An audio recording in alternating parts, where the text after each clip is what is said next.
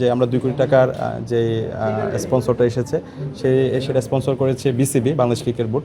তো আমরা তাদের প্রতি কৃতজ্ঞতা জ্ঞাপন করছি। এটা নিঃসন্দেহে একটা ঐতিহাসিক একটা কাজ হয়েছে।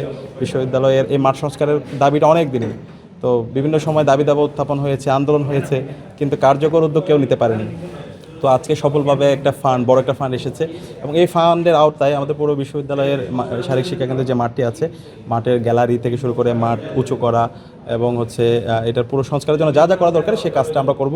যে ফান্ডটা এসেছে এটা আমরা এই ফান্ডটা কিন্তু আমরা ইউজ করবো না, এটা বিশ্ববিদ্যালয়কে দিয়ে দেবো এবং যা যা চাহিদা লাগে সেটা আমরা দিব। সেই অনুযায়ী বিসিবির সাথে কোঅর্ডিনেশন করে পুরো সংস্কার কাজটা সম্পাদন করা হবে।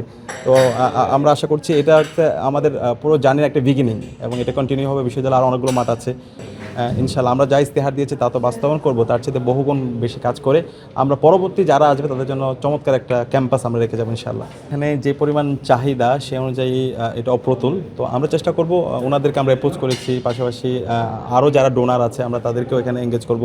এখানে সবচেয়ে বড় কাজ হচ্ছে কাজটা শুরু হওয়া। দীর্ঘদিন ধরে এটা নিয়ে আলাপ হচ্ছে, কথা হচ্ছে, শিক্ষার্থীদের কাছ থেকে দাবি দেওয়া আসতেছিল, কিন্তু কার্যকর কোনো উদ্যোগ কেউ দেখাতে পারেনি।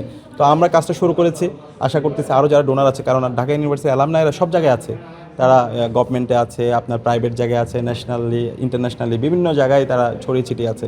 তো সকল অ্যালামনাইদেরকে যদি আমরা ব্রিজিং করতে পারি, বিভিন্ন প্রতিষ্ঠানগুলোকে যদি ব্রিজিং করতে পারি, তাহলে এখানকার প্রত্যেকটা সংকটেই অ্যাড্রেস করা সম্ভব। এবং এই ব্রিজিংয়ের কাজটা কিন্তু আমরা আজকে করছি। আজকে দেখেন এখানে যে আমরা আমাদের মিটিংটা হলো, এখানে বিসিবি, এরপর জাতীয় ক্রীড়া পরিষদ, এরপর যুব ক্রীড়া মন্ত্রণালয়, বিশ্ববিদ্যালয় প্রশাসন, ডাকসু, একদম কোলাবোরেশনে আমরা কাজ করছি। তো বিগত সময়ে এই কোলাবোরেশনগুলো হয় নাই, আমাদের এখানে সমন্বয়হীনতার কারণে কোনো কার্যকর উদ্যোগ কেউ দেখাতে পারেনি। কিন্তু আমরা ডাকসুর দায়িত্ব নেওয়ার পর থেকে আমরা প্রত্যেকটা জায়গায় ব্রিজিং করছি।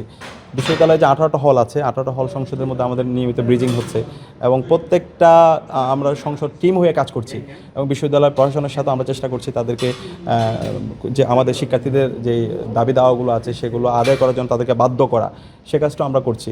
তো সব মিলিয়ে আমাদের যে ইস্তেহার, আমাদের যে স্বপ্নের ক্যাম্পাস, সেই ক্যাম্পাস বিনিময় না হওয়ার আগ পর্যন্ত আমরা থামবো না, আমরা আমাদের লড়াই চালিয়ে যাব এবং আমরা এই কমিটমেন্ট দিচ্ছি, আমরা যা বলেছি তা তো হবেই, তার চেয়ে বহুগুণ বেশি কাজ করে আমরা এই ক্যাম্পাসটাকে একটা চমৎকার একটা স্ট্যান্ডার্ডে ভবিষ্যতে যারা আসবে তাদের জন্য রেখে যাবো ইনশাআল্লাহ।